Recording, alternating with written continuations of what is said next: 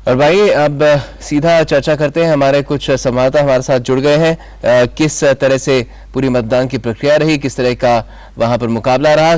4 विभिन्न स्थानों से हमारे साथ हमारे संवाददाता जुड़ गए हैं। हमारे साथ रमा त्यागी हैं रायपुर से, हमारे साथ राजेश राज भी जुड़ गए हैं पटना से, और इसके साथ आयशा खानम भी हैं बैंगलोर से, और हमारे साथ सुधीर यादव भी हैं मेरे ख्याल से भुवनेश्वर से। कुछ अंधकार में उनका चेहरा दिख रहा है मुझे, इसलिए है साफ तरह से देख नहीं पा रहा हूं। लेकिन रमा, सबसे पहले आपके पास आऊंगा। रायपुर में आप मौजूद हैं, यहाँ पर 3 सीटों पे इस चरण में मुकाबला था और काफी महत्वपूर्ण मुकाबले। एक तरफ रमन सिंह के बेटे मैदान में एक सीट पर, और दूसरी में अजीत जोगी पूर्व मुख्यमंत्री।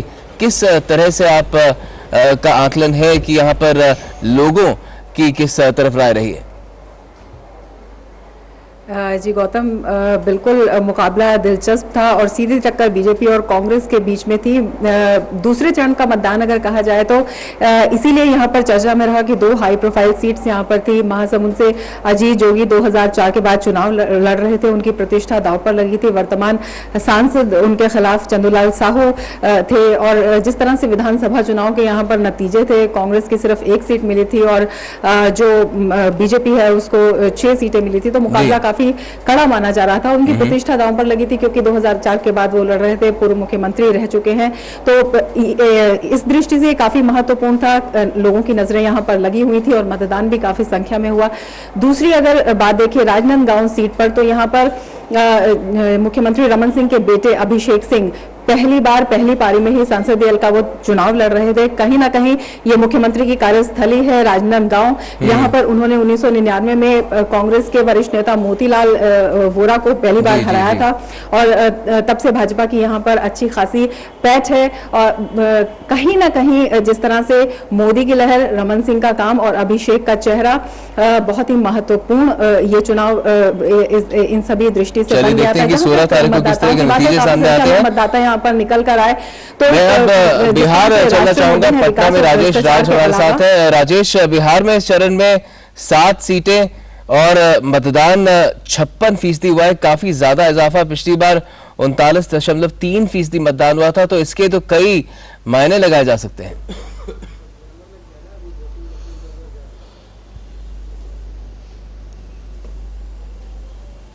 बिल्कुल गौतम, इसके मायने जरूर हैं, लेकिन मैं आपको थोड़ा फ्लैशबैक में ले चलना चाहूंगा कि 2009 में आपने सही कहा कि मात्र 39% चुनाव मतदान हुआ था। 2010 में जो विधानसभा के चुनाव हुए थे उसमें जरूर 50% से ऊपर मतदान हुआ था, लेकिन इस बार 56% मतदान हुआ है। तो कहीं ना कहीं जो युवा मतदाता और जो महिला मतदाताओं की तादाद जो हमने आज देखी पटना की सड़कों पर, जो पटना साहिब में या पाटलिपुत्रा के कंस्टिट्यूंसी में मैं गया, फुलवारी शरीफ हो, दानापुर हो, इन तमाम इलाकों में जो महिलाएं घरों से निकली हैं या जो यूथ निकले हैं, इन तमाम मतदाताओं की जो भागीदारी बढ़ी है वो कहीं ना कहीं वोटिंग टर्नआउट का परसेंटेज बढ़ाने में बहुत कामयाब रहा है। और खास करके युवा मतदाता जो है, जो पहली बार मतदान करने के लिए मतदान केंद्रों तक पहुंचे हुए हैं, उनका जो जोश था वो देखने लायक था। और जो महिलाएं थी वो भी बाहर निकल कर आ रही हैं। और सबको पता है कि बिहार एक जागरूक स्टेट है, भले ही शिक्षा के मामले में स्थिति जो है वो नीचे जरूर हो साक्षरता के मामले में, लेकिन पॉलिटिकल जो अवेयरनेस है, जो जागरूकता है, वो किसी भी राज्य से ज्यादा है, कम नहीं है। तो कुल मिलाकर अगर हम देखें तो कहीं ना कहीं जो त्रिकोणीय मुकाबला है तीनों दलों के बीच, जनता दल यूनाइटेड, आरजेडी और बीजेपी के बीच, तो कहीं ना कहीं हर क्षेत्र में मुकाबला जो है वो रोचक है। शायद इस वजह से भी ज्यादा लोग निकल कर आए हैं। रखने में युवा और महिला मतदाताओं की जो भागीदारी है वो बहुत है। गौतम जी, अब मैं रुख करना चाहूंगा दक्षिण की ओर। बैंगलोर से हमारी सहयोगी जुड़ गई हैं आयशा खानम। आयशा, पूरे बैंगलोर में मतदान 28 सीटों पर, और यहाँ पर भी तकरीबन 10% का इजाफा वोटिंग में लगता है कि यहाँ पर भी काफी दिलचस्प ही मुकाबले रहे, इसीलिए हम देख रहे हैं कि इतनी तादाद बढ़ी है वोटरों की।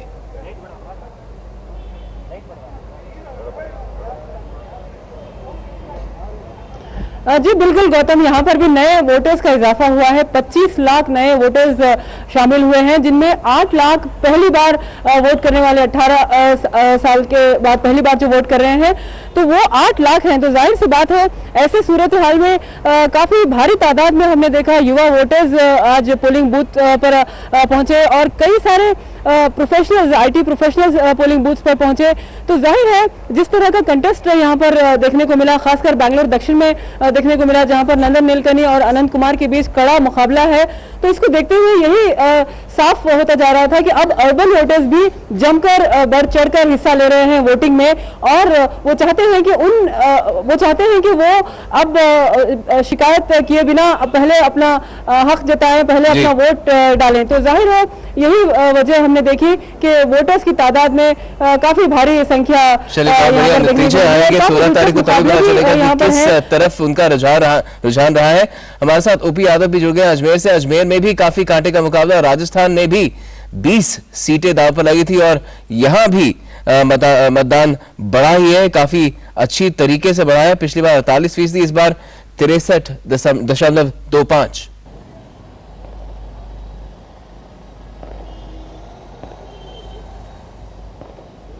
ओपी, आपको आवाज आ रही है? जी, मैं राजस्थान के जो 20 सीटों के लिए चुनाव है उसके बारे में मैं आपको बताना चाहूँगा कि यहाँ पे मतदान काफ़ी इजाफा मतदान में देखने को मिलेगा। 63% मतदान इस बार हुआ है। अगर मैं अजमेर की बात करूं तो यहाँ सुबह 11 बजे 24% मतदान हो गया था, फिर उसके बाद 2 बजे 39% मतदान देखा गया, शाम 4 बजते 53% मतदान था और शाम 6 बजे यहाँ पे 68% मतदान दर्ज किया गया। तो जाहिर सी बात है पिछली बार की तुलना में काफ़ी बढ़ा हुआ आंकड़ा, और इसमें कहीं ना कहीं निर्वाचन विभाग द्वारा मतदान जागरूकता अभियान जो चलाए गए, स्वीप प्रोग्राम चला गया, उनका बहुत बड़ा योगदान रहा। इसके अलावा जो नए मतदाता इस बार जुड़े उनकी भी मतदान करने के प्रति रुचि काफ़ी देखी गई। तो कुल मिलाकर युवा मतदाताओं की भागीदारी, इसके अलावा यहाँ पर फसल कटाई का समय था लेकिन उसके बावजूद महिलाएं भी काफ़ी संख्या में मतदान करने को उत्सुक दिखी और मतदान केंद्रों पर आई। मौसम भी आज सुहाना रहा, यहाँ हल्की हल्की बारिश रही दिन में, इस वजह से भी दोपहर में मतदान में काफ़ी लोगों ने भाग लिया। जी, बहुत बढ़िया, शुक्रिया शामिल होने के लिए हमारे साथ। बारामती चलते हैं आप शैलेंद्र मिश्र के पास। शैलेंद्र, महाराष्ट्र में भी हमने देखा कि काफी अच्छा मतदान रहा है और यहाँ पर 19 सीटें मराठवाड़ा और कुछ कोंकण की सीटें थी और काफी कांटे का मुकाबला। जहां तक बारामती का सवाल है, वहां पर तो एक तरह से माना जा रहा है कि सुप्रिया सुले ही वो सीट निकाल कर लेके जाएंगे।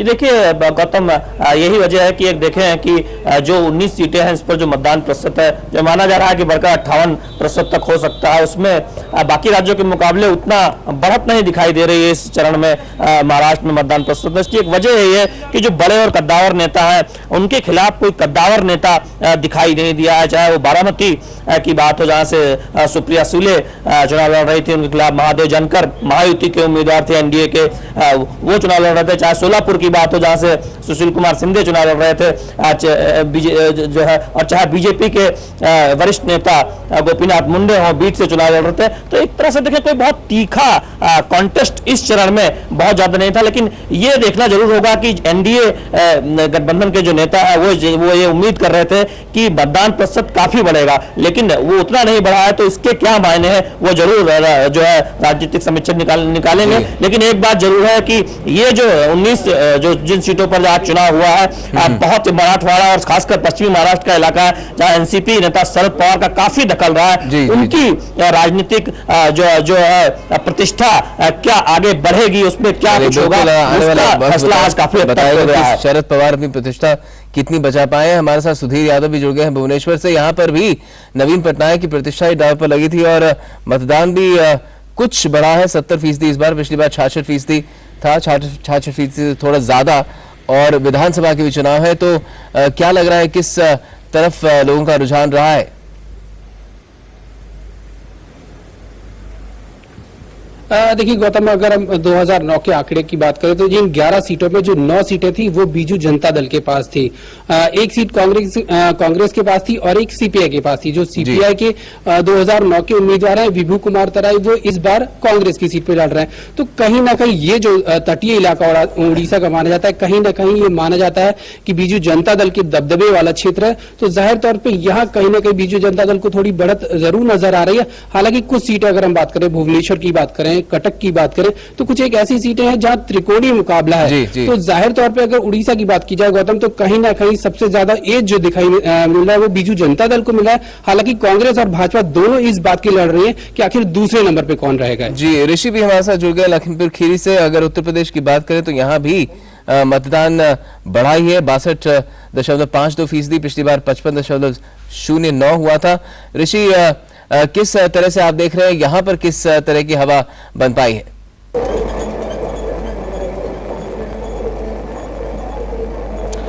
देखिए गौतम, जहां तक अगर हम उत्तर प्रदेश की बात करें तो इस बार निश्चित तौर से जिस तरीके से तमाम राजनीतिक दलों का फोकस है और सभी की नजरें इस बात पर है कि इन 80 सीटों पर जो दारोमदार है केंद्र की सत्ता तक पहुंचने का, उसमें कौन आगे बढ़ेगा, कौन बाजी मारेगा। निश्चित तौर से उत्तर प्रदेश में जिस तरीके से मतदान का बढ़ा हुआ प्रतिशत है, उसने तमाम नेताओं की, तमाम पार्टियों की इस समय नींद उड़ा रखी है, क्योंकि वजह इसमें साफ है।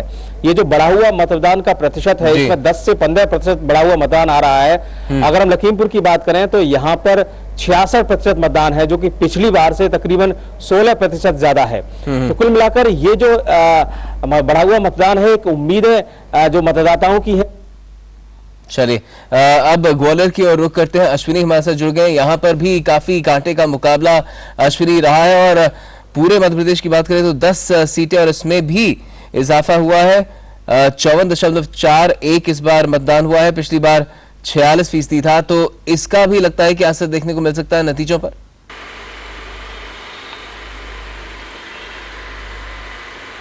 निश्चित तौर पर इसका असर नतीजों पर देखने को मिलेगा। और जिस तरह से दूसरे राज्यों के चुनाव परिणाम है, अगर उत्तर प्रदेश में इतना ज़्यादा है और कर्नाटक में इतना ज़्यादा है, उस मुकाबले भले मध्य प्रदेश में मतदान प्रतिशत कम है, बावजूद इसके 2009 के मुकाबले ये बढ़े हैं। यहाँ पर अगर देखें तो साफ तौर से सीधा मुकाबला कांग्रेस और बीजेपी के बीच है। 2009 में 16 सीटें बीजेपी को मिली थी, 12 सीटें कांग्रेस को मिली थी। मिशन 29 का नारा दिया शिवराज सिंह चौहान ने, और कांग्रेस के सामने कहीं ना कहीं चुनौती अपनी सीटें बचाए रखना। गुना सबसे ज्यादा सेफ सीट है इस चरण में, ज्योतिरादित्य सिंधिया वहां से है, वो कांग्रेस के लिए। वहां पर पिछले विधानसभा चुनाव में 3 सीटें बीजेपी को मिली थी, जबकि 5 सीटें कांग्रेस को मिली थी। भोपाल में स्थिति एकदम उलट थी, 5 सीटें बीजेपी को मिली थी, 3 सीटें कांग्रेस को मिली थी। यही स्थिति मुरैना में थी। कई दिग्गज यहाँ पर लड़ रहे हैं।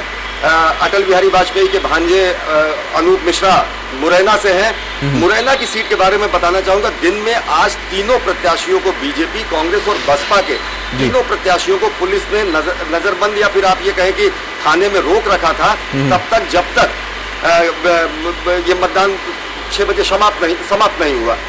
भिंड और मुरैना की स्थिति कहीं ना कहीं यही बताता है कि टक्कर काफी जबरदस्त रही है यहाँ मध्य प्रदेश में भी। हालांकि बीजेपी का कहा जाता है कि काफी बेहतर स्थिति में है कांग्रेस में वहां पर, क्योंकि विधानसभा की जिस तरह से चुनाव के नतीजे रहे थे, लेकिन केंद्र का चुनाव बिल्कुल अलग भी साबित हो सकता है। हमें 16 मई को ही पता चलेगा क्या नतीजे आएंगे। बहुत बहुत शुक्रिया, आप सभी मेरे साथ शामिल हुए। अब सीधा रुख करते हैं हमारे बड़े सवाल की ओर, जो है कि बीजेपी या कांग्रेस चुनावी समर का सबसे बड़ा चरण किस पार्टी के लिए सबसे चुनौती भरा है। इस पर बात करने के लिए हमारे साथ आलोक शर्मा है, कांग्रेस के सतपाल जैन साहब हैं, बीजेपी के प्रोफेसर कमल मित्र चिनॉय हैं, आम आदमी पार्टी से जुड़े हुए हैं, और ओम थानवी साहब भी हैं, वरिष्ठ पत्रकार। आप सभी का स्वागत है।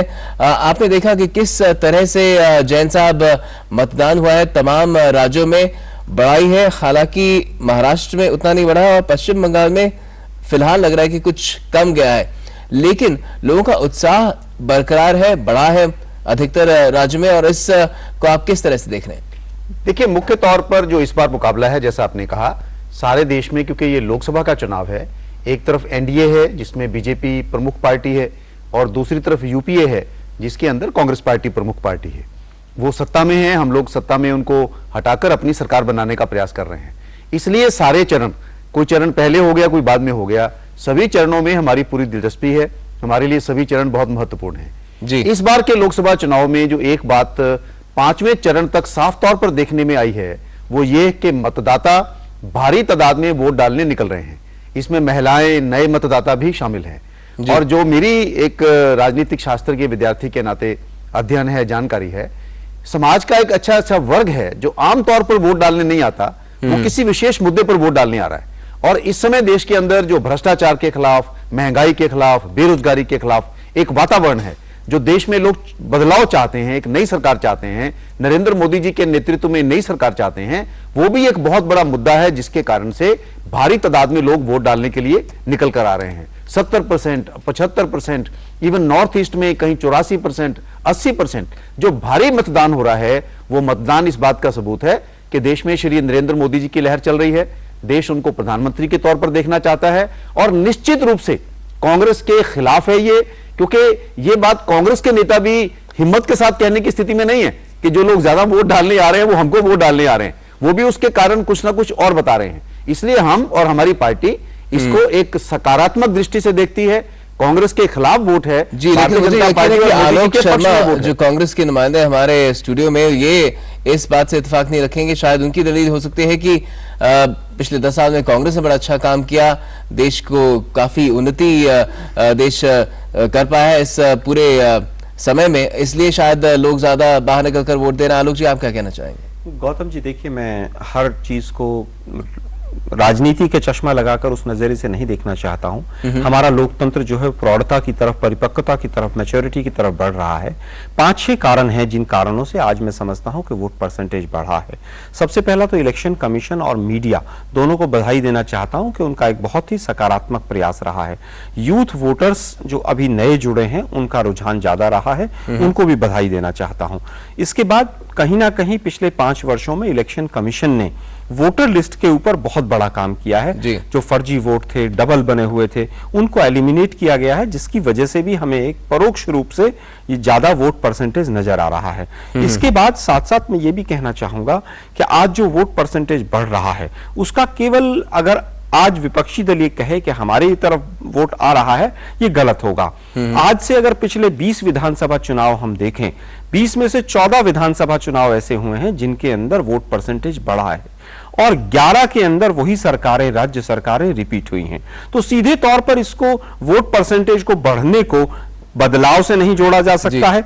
और खास तौर पर हमारे लिए इंपॉर्टेंट इसलिए भी ज्यादा है ये आज का चुनाव जो है कि 121 जो सीटों पर चुनाव हुआ है, 121 में से 37 पर हमारे सांसद थे, 44 पर भाजपा के सांसद थे। 2 राज्य ऐसे हैं, राजस्थान जिसमें कहीं ना कहीं भाजपा अपनी बढ़त की तरफ देख रही होगी, कर्नाटक जो दूसरा राज्य है उसमें हम बढ़त की तरफ हैं। मैं समझता हूं कि आने वाला जो रिजल्ट होगा आज के मतदान का 121 सीटों पर, यूपीए के जितने भी घटक दल या कांग्रेस पार्टी रही है, हमें कहीं ना कहीं 37 में बढ़त नजर आएगी और भाजपा को इस फेज के चुनाव के रिजल्ट में कहीं ना कहीं गिरावट नजर आएगी।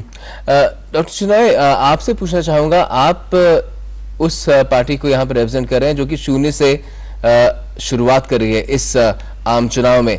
सबसे ज्यादा दांव पे लगा, जैसे कि आंकड़े बताए आलोक जी ने, एनडीए के लिए तो 50 सीटें हैं इस चरण में और यूपीए के लिए 43। आपके लिए कितना महत्वपूर्ण है ये चरण और ये बात कि लोग ज्यादा तादाद में निकल कर आ रहे हैं? हालांकि महाराष्ट्र में और पश्चिम बंगाल में शायद ऐसा नहीं हो पाया है पिछले चुनाव के मुकाबले। देखिए, नई पार्टी के लिए 10 सीट आ जाए, 20 सीट आ जाए, 40 सीट आ जाए, उससे वो महत्वपूर्ण ये है कि हम किस किस क्षेत्र में फाइट दे सकते हैं और पार्टी को बढ़ा सकते हैं। रही बात महिला और युवकों के बारे में, मुझे नहीं लगता कि केवल वो बड़े संख्या में आए हैं, और भी जो ज्यादा उम्र के लोग हैं उनके तुलना में मुझे लगता है कि या एंटी इनकम्बेंसी कुछ चल रहा है या प्रो मोदी वेव कुछ चल रहा है। पूरे देश में तो वो वेव नहीं है, मगर जहां काफी आम आदमी पार्टी नहीं क्लेम कर रहे हैं। आप देख, जैसे चंडीगढ़ और कुछ राज्य हैं और राज्य हैं, दिल्ली है, वहां हम कुछ क्लेम कर रहे हैं। मगर यदि पूरे देश का हम देखें, पिछले बार कांग्रेस ने 206 सीट ले लिए थे जी। ये स्पष्ट है कि उनके लिए कोई वेव नहीं आ रहा है, उनके खिलाफ वेव जा रहा है एंटी इनकम्बेंसी के लिए। तो ये हो सकता है, क्योंकि कई कॉन्टेस्ट तिकोना है, तो ये हो सकता है कि ना कांग्रेस जीते ना भाजपा जीते, कोई और रीजनल पार्टी या कोई ले जाए। और आखिरी बात मैं ये कहना चाहता हूं कि ये युवक जो आए हैं ये अपने दिमाग से सोचेंगे कि किस पार्टी से हमें फायदा होगा। तो हो सकता है कि कई जगह जहां कोई वरिष्ठ नेता बैठा हुआ है, कोई अपसेट हो जाए क्योंकि युवकों ने सोचा कि नहीं, हम कुछ नवीकरण चाहते हैं, हम किसी और तरीका चाहते हैं, तो ये काफी दिलचस्प चुनाव आएंगे मुझे लगता है। जी ओम थानवी जी, अब अगर जैसे कि कर्नाटक की बात करी जाए, 28 सीटें, सारी की सारी सीटें इस राज्य में इस दौर में थी चुनाव के, और यहाँ पर तकरीबन 10% का इजाफा हुआ है, लेकिन कुछ और इलाके हैं जैसे कि महाराष्ट्र इस चरण में, वहां पर मतदान कम हुआ है पिछले चुनाव के मुकाबले, और पश्चिम बंगाल में भी कम लग रहा है। इसकी क्या वजह हो सकती है? आपको लगता है कि कहीं उदासीनता भी है और कहीं उत्साह?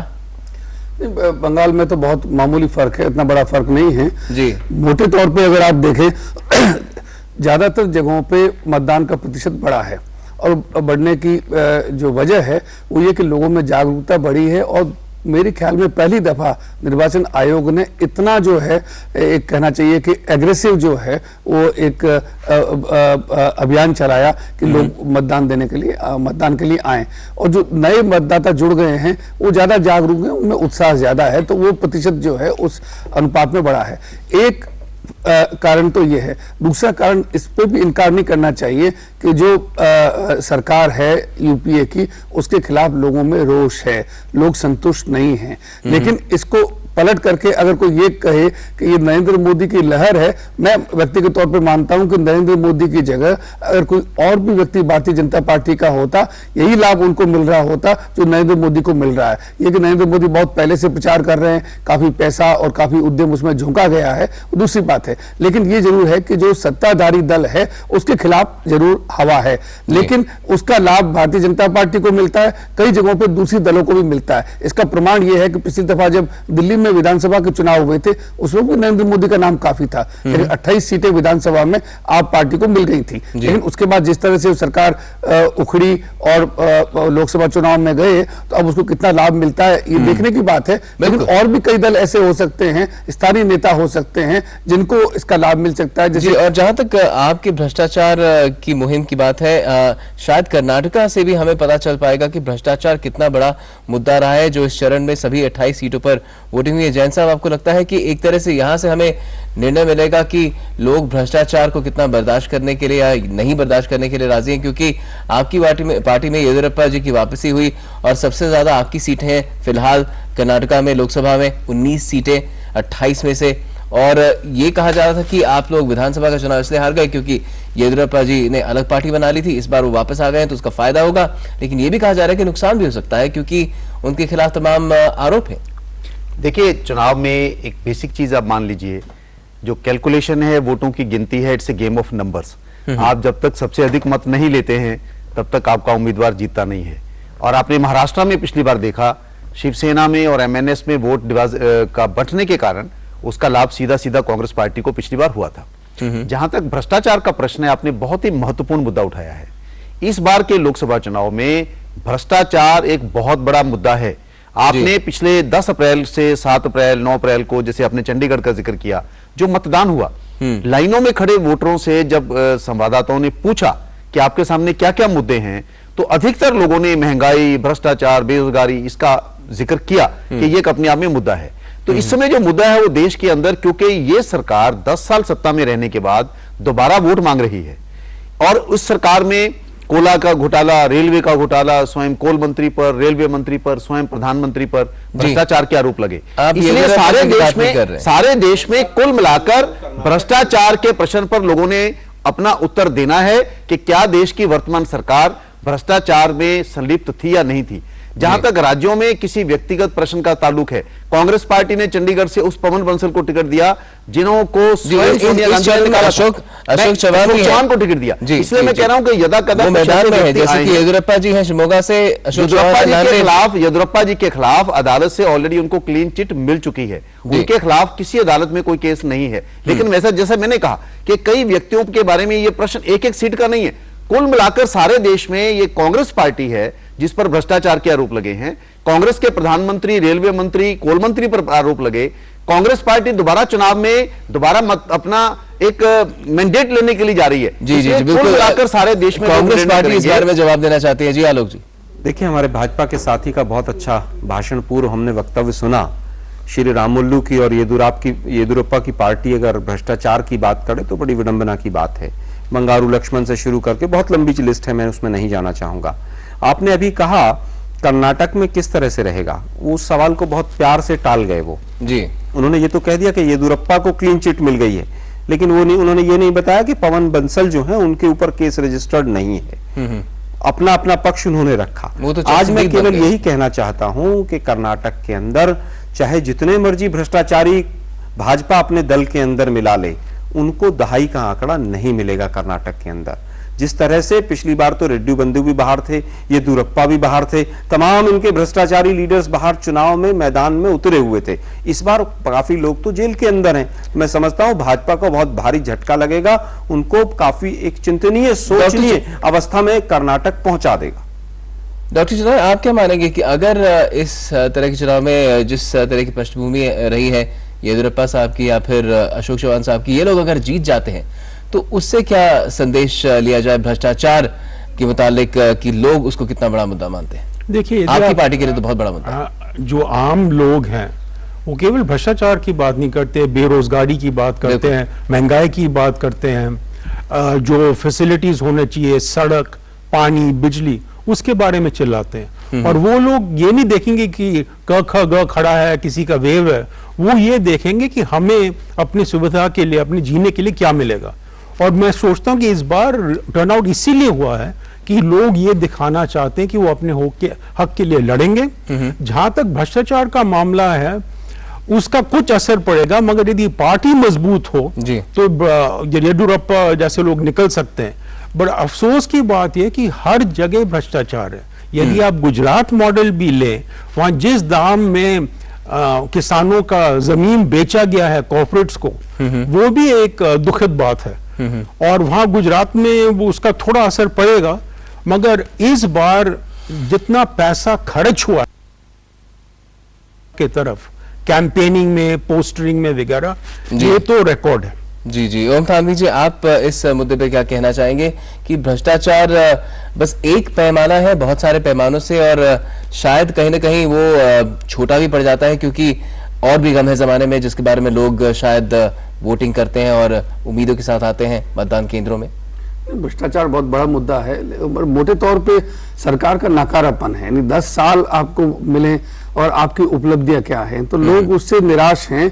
और इसी वजह से मेरा कहना यह है कि उसका लाभ चाहे भारतीय जनता पार्टी को मिल रहा है, चाहे आप पार्टी को मिल रहा है, चाहे और लोगों को भी, जब नतीजे आएंगे तो हम देखेंगे। ये नकारापन जो है वो सत्ताधारी दल का है। आप पार्टी से बहुत आशाएं लोगों को थी और अभी भी हैं। मेरे ख्याल में थोड़ी बहुत जल्दबाजी उन्होंने की, लेकिन मैं ये मानता हूं कि आप अपने आप में एक विचार था और वो विचार अभी भी कायम है। और जैसा डॉक्टर चिनॉय ने कहा कि एक नई पार्टी के लिए आप अभी उसको इस तरह से नहीं देख सकते कि कितनी सीटें उनको मिलती हैं। तो मैं ये मानता हूं कि आप पार्टी जो है आने वाले दिनों में, क्योंकि लोगों के पास में विकल्प नहीं है, लेफ्ट का एक विकल्प हमारे पास था, लेकिन जिस तरीके से लेफ्ट का एक तरीके से कहना चाहिए कि गिरावट आई है और उनकी सीटें कम होती चली गई हैं, उनकी जो उपस्थिति तो आप जो है वो आने वाले दिनों में इस चुनाव में नहीं कह सकते कि कितनी सफलता मिलेगी, लेकिन निश्चय उन्होंने अपनी एक उपस्थिति जो है वो दर्ज कराई है। और आने वाले वक्त में मेरा मानना यह है कि अभी इसका लाभ शायद भारतीय जनता पार्टी को मिलता दिखे, लेकिन आने वाले वक्त में अब एक और ताकत जो है उभर के सामने 16 मई को पता चलेगा कि कौन सा दल कितने पानी में है। बहुत बहुत शुक्रिया आप लोग हमारे स्टूडियो में इस चर्चा के लिए। मेरे पास समय की कमी है, नहीं तो मैं कुछ और सवाल जरूर आप लोगों के साथ करता, लेकिन फिलहाल हम ले रहे हैं एक छोटा सा ब्रेक के बाद चुनावी खबरें जारी रहेंगे। आपको बताएंगे किस तरह से तमाम खास लोग भी पहुंचे लाइन में लगने के लिए मतदान केंद्रों में। आप देखते रहिए न्यूज़ नाइट।